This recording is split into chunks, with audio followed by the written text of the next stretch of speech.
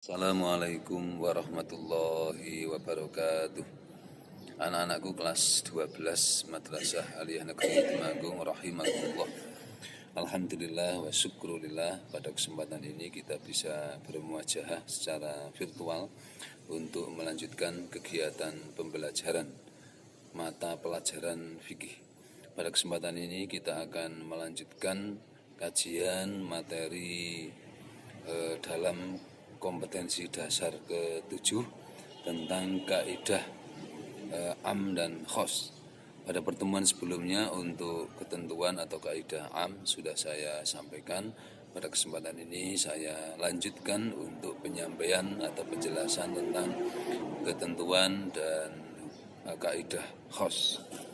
Mari langsung kita pelajari buku kelas 12 yang kalian juga sudah memegang buku ini dari Kementerian Agama, kurikulum terbaru yang sudah dipinjami oleh Perpustakaan MAN Temanggung. Kita akan mengkaji tentang kaidah khos. Anak-anakku, kita awali dari pengertian.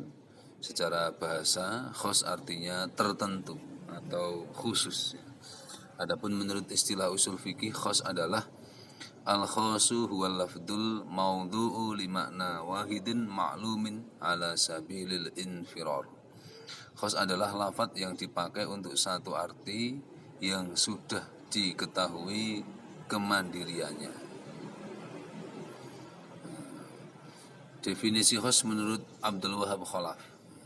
Al-khosu huwa kullun lafdin wudi'a li makna wahidin alal infiradi wal inqita'il musyarakah. Khos adalah tiap-tiap lafal yang dipakai untuk arti yang tersendiri dan terhindar dari arti lain yang mustarok. Yang mustarok itu yang punya makna lebih dari satu, artinya tidak spesifik. Dari dua definisi khos tersebut dapat dipahami bahwa khos adalah lafaz atau perkataan yang menunjukkan arti suatu tertentu, tidak menunjukkan arti yang umum atau berpotensi ditafsirkan atau dipahami secara berbeda-beda. Karena ini sudah spesifik atau sudah tertentu atau juga sudah khusus. Mari kita menganalisis bentuk lafaz khos.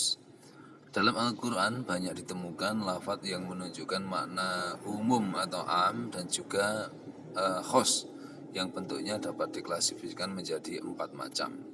Yang pertama, lafaz khos berbentuk mutlak, yaitu lafaz khos yang tidak ditentukan dengan sesuatu. Maksudnya apabila dalam nas itu terdapat lafaz yang menunjukkan makna khos, selama tidak terdapat dalil yang mengalihkan dari makna hakiki ke makna lain, maka harus diartikan sesuai dengan arti yang ada, arti secara tekstual. Contoh hukuman bagi pelaku zina muhson yaitu 100 kali dera, maka sanksi hukuman tersebut tidak boleh kurang atau lebih dari 100 kali dera. Nah, ini sudah disebutkan di Al-Quran tentang dalil ketentuan bagi pelaku zina. Di situ ada mi'ati jaldah, ya, mi'ati jaldah 100 kali dera. Kemudian lafal khos berbentuk khos muqayyad yang ditentukan dengan sesuatu. Apabila lafaz khos yang mutlak itu ditemukan berada dalam nas lain dan diterangkan secara muqayyad, ditentukan dengan suatu yang lain, sedangkan topik dan sebab pembicaraannya sama, maka semua hukumnya harus ikut sama. Contohnya keharaman darah dalam Al-Quran surah Al-Maidah ayat 3 ditentukan oleh lafaz am, darah yang mengalir atau yang membeku atau semua darah hukumnya haram. Namun dalam Al-Quran surah Al-An'am ayat 145 ditentukan lafaz muqayyad, darah yang haram itu hanya darah yang mengalir saja. Nah, ini maksudnya ada darah atau damun itu termasuk yang diharamkan untuk dimakan, tapi damun itu ada yang mengalir, ada yang membeku. Nah, maka ada ayat yang lain yang membatasi atau menentukan dengan arti yang berbeda. Nah, itu menjadi semakin spesifik ya, spesifik seperti dalam surah Al-An'am ayat 145 ditentukan lafadz muqayyad, darah yang haram itu hanya darah yang mengalir saja. Nah, artinya darah yang di dalam tubuh manusia itu ada darah yang mengalir, ada darah yang sering disebut darah tapi tidak mengalir, misalnya seperti hati, terus paru-paru. Tapi ini tidak tidak, kalau manusia tetap haram semua. Artinya di dalam hewan itu, walaupun hewan itu haram, misalnya ayam atau kambing, tapi darahnya tetap hewannya halal, mohon maaf, tapi darahnya tetap haram, yakni darah yang mengalir. Tapi kalau hatinya gitu ya, hatinya kemudian umpedu, darah-darah yang beku, itu dihalalkan. Nah, ini bukan yang semula darah mengalir kemudian setelah disembelih darah itu ditampung, dibekukan menjadi halal, tidak. Yang memang asli pada dasarnya darah itu sudah beku dalam organ tubuh hewan tersebut. Anak-anakku, yang ketiga, lafadz khos berbentuk amr atau perintah. Apabila lafadz khos berbentuk amr atau yang mengandung amar, hukumnya menjadi wajib. Sebagai contoh dalam Al-Quran surah Al-Ma'idah ayat 38 tentang hukuman bagi pelaku pencurian. Wassariqu wassariqatu faqta'u aydiyahuma. Laki-laki yang mencuri dan perempuan yang mencuri, potonglah tangan keduanya sebagai pembalasan bagi apa yang mereka kerjakan.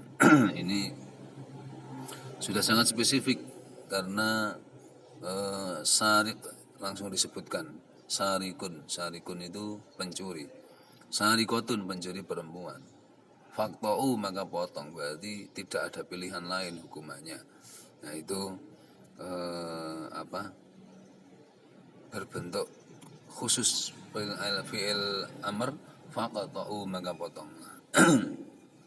Nah, tapi ini juga para ulama maksudnya tidak berarti hukum terhadap pencurian itu tidak bisa ganti dengan yang lain, karena ini juga harus ada banyak pertimbangan untuk maslahat atau tidaknya, seberapa besar kemadaratannya dan sebagainya.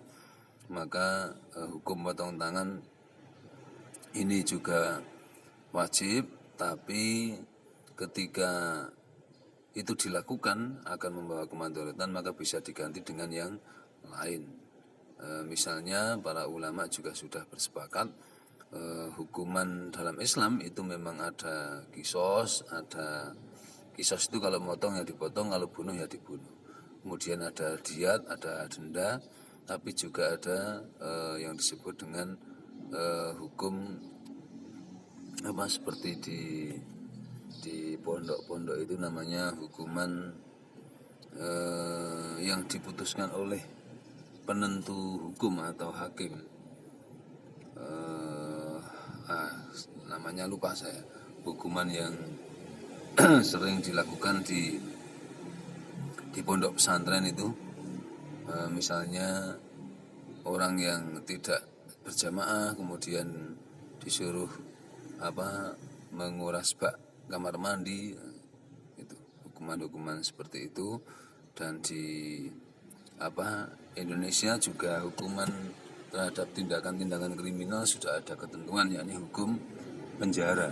Nah, hukum penjara atau dalam fikih itu disebut dengan hukuman lupa. Nanti kalian mungkin sudah ingat ya istilahnya dulu di kelas 11 ketika membahas jinayat atau hukum pidana, sudah saya sampaikan hukum yang diputuskan oleh para qadhi atau para hakim hukum yang mempertimbangkan kemaslahatan dan kemadaratan termasuk situasi dan kondisi masyarakat. Anak-anakku, yang berikutnya lafaz takzir ya, mohon maaf itu hukumnya namanya takzir. Di takzir itu sesuai dengan ketentuan dari hakim. Kalau di tempat kita ya takzirnya itu dengan penjara, di penjara. Penjara itu juga fungsi tangan ketika agar tidak mencuri lagi itu pasti bisa terjadi, karena di penjara dia tidak bisa keluar, tidak bisa memfungsikan segala organ tubuhnya untuk bertindak kriminal. Yang berikutnya lafadz khos berbentuk nahi atau larangan. Maksudnya jika lafadz khos itu mengandung arti nahi, hukum yang terkandung dalamnya adalah haram atau dilarang. Sebagai contoh surah Al-Baqarah ayat 221. Wala tankihul musyrikati hatta yu'minna. Janganlah kamu menikahi wanita-wanita musyrik sebelum mereka beriman. Nah, ini maka ada kejelasan dari kalimat wala tangkihu, ini larangan untuk menikah musyrikati, wanita yang belum muslim atau musyrik. Ini sudah spesifik. Anak-anakku, selanjutnya tahsis dan muhasis menganalisis kebolehan mentahsis lafal am. Lafal am itu juga bisa ditahsis atau dikhususkan. Ini langsung ke contoh-contoh ya. Masalah kesempurnaan dan keagungan Allah Subhanahu wa taala sebagaimana dalam Al-Qur'an surah Ar-Rahman ayat 27, dan wa yabqa wajhu rabbika dzul jalali wal ikram, dan tetap kekal zat Tuhanmu yang mempunyai kebesaran dan kemuliaan. Ini pengkhususan lafal yang umum, dan tetap kekal zat Tuhanmu yang mempunyai kebesaran dan kemuliaan. Ini kan menggunakan kata-kata wajhun ini berarti wajah, tapi di sini sebutkan yang secara umum kekal zat Tuhanmu, wa yabqa wajhu rabbika, zat Tuhan, walaupun menggunakan kata wajah. Tapi jangan dibayangkan bahwa Allah memiliki wajah tertentu, gitu ya. Yang berikutnya haram menikah dengan ibu kandung ataupun ibu rodoah atau sesusuan. Ini dalam surah An-Nisa ayat 22 ya. Ini sudah ini ditahsis, dikhususkan dari lafal-lafal am. Ini baik mutasil maupun mufasil, dalam satu ayat maupun beda ayat, ini boleh dikhususkan. Ini tidak boleh menikahi orang tua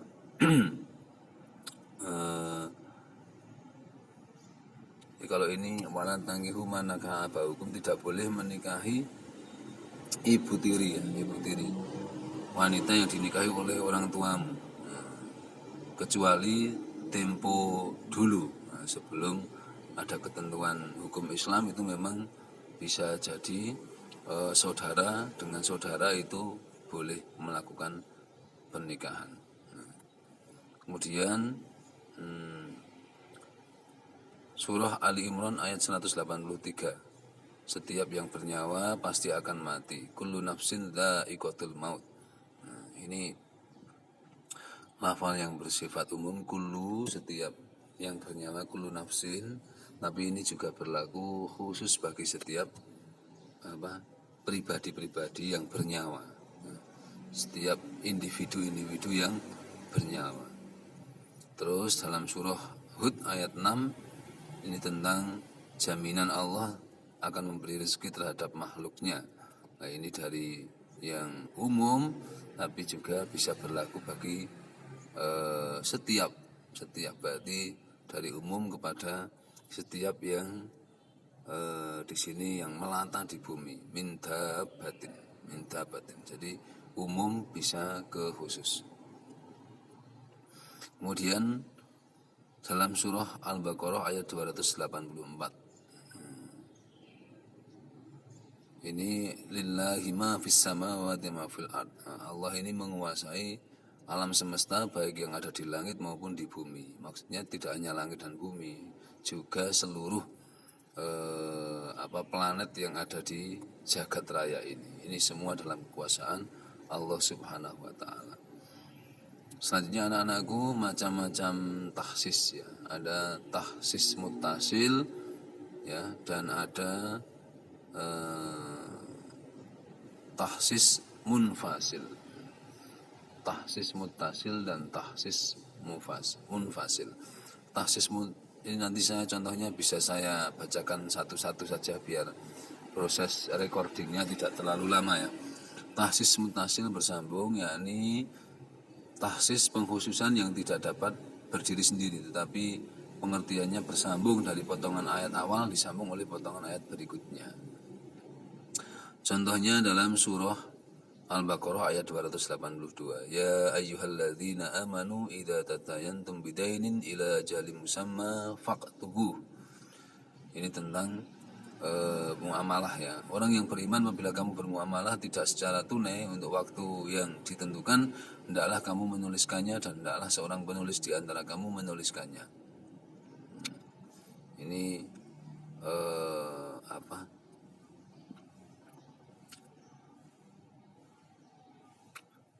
Ini contoh yang pengecualian ya, ini al-istisna. Ya ayyuhalladzina amanu idza tadayantum bidainin ila ajalin musamma faktubuh illa an takuna tijaratan. Nah, ini dalam surah ayat yang ditulis di atas ini disambungkan dengan ayat yang tulis di bawah. Jadi kalau sebaiknya itu ketika bermuamalah itu ditulis. Tapi di sini ada illa antakuna tijaratan hadiratan tudirunaha bainakum ila akhirih. Kecuali jika muamalah itu perdagangan tunai yang kamu jalankan di antara kamu. Tidak ada dosa bagi kamu. Maksudnya ada perintah kalau bermuamalah suruh mencatat. Tapi misalnya kalian jual beli buah-buahan atau hasil bumi, hasil pertanian, kopi dan sebagainya, dan sudah biasa, maka tidak perlu dicatat. Ini yang kedua, ada tahsis dengan syarat. Di sini surat An-Nisa ayat 101. Wa idza darabtum fil ardi, dan apabila kamu bepergian di muka bumi. Falaisa alaikum junahun an taqsuru minas sholati in khiftum ay yaftinakumul ladzina kafaru innal kafirina kanu lakum aduwwam mubina. Ada syarat. Dan apabila kamu bepergian di muka bumi, maka tidaklah mengapa kamu mengkosor sembahyangmu. Nah, ini tentang hukum mengkosor sholat bagi seorang yang musafir. Ini berarti syarat. Terus yang ketiga sifat, nanti dibaca sendiri ya. Ini masih banyak waktunya, semakin berjalan cepat. Yang kedua, tahsis munfasil. Tahsis munfasil yaitu tahsis yang dapat berdiri sendiri. Pengertiannya, ayat atau hadis satu akan ditahsis oleh ayat atau hadis yang lain dalam kondisi terpisah. Artinya kalau tadi satu ayat atau satu dalil ya, bisa Al-Quran, bisa hadis. Kalau itu yang tahsis mutasil, yang tahsis munfasil itu ayat-ayat yang atau dalil-dalil yang tidak dalam satu rangkaian. Dalil yang terpisah. Contohnya firman Allah tentang dalam surah Al-Baqarah 222 tentang wanita yang ditalak. Wal mutallaqatu yatarabbasna bi anfusihinna thalathata quru. Wanita yang ditalak hendaklah menahan diri menunggu 3 kali suci.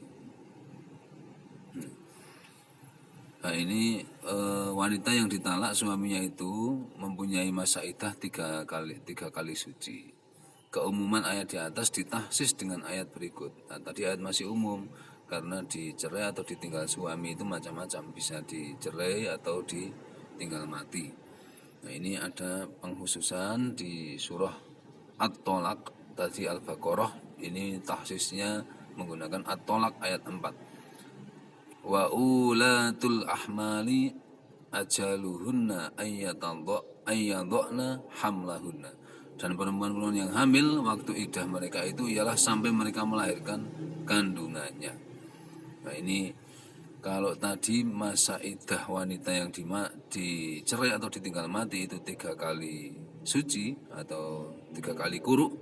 Nah, itu kan masih umum. Kemudian bagaimana dengan wanita yang ditinggal mati oleh suami atau dicerai oleh suami pada saat hamil?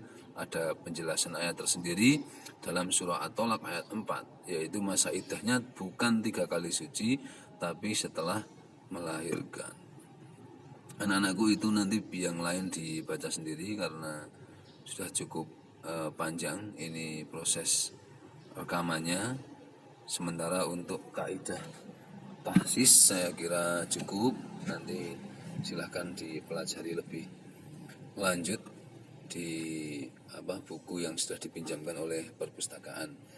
Demikian anak-anakku, silahkan selalu untuk semangat belajar. Ini sudah 2 KD, insya Allah untuk pertemuan berikutnya akan segera kita agendakan ulangan atau penilaian harian. Kita langsung 2 KD, kaidah amr dan nahi, kemudian kaidah am dan khos. Terima kasih, mari kita akhiri dengan membaca tahmid. Alhamdulillahirabbil alamin. Kurang lebihnya mohon maaf, saya akhiri. Wallahul muwaffiq ila aqwamit thoriq. Wassalamualaikum warahmatullahi wabarakatuh.